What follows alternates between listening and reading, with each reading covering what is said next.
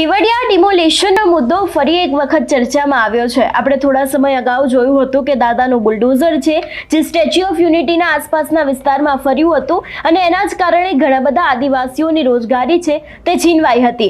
પરંતુ ગઈકાલે ક્યાંક કોંગ્રેસ ભેગી થઈ હતી ને કોંગ્રેસે દરેક લોકોની મુલાકાત લીધી હતી કે જે લોકોના એની અંદર રોજગારી ગઈ છે, જે લોકોના લારી ગલ્લા તૂટ્યા છે। પરંતુ ક્યાંક હવે આ જ વાતને લઈને ભારતીય જનતા પાર્ટી ઉપર શક્તિસિંહ ગોહિલે આકરા પ્રહાર કર્યા છે।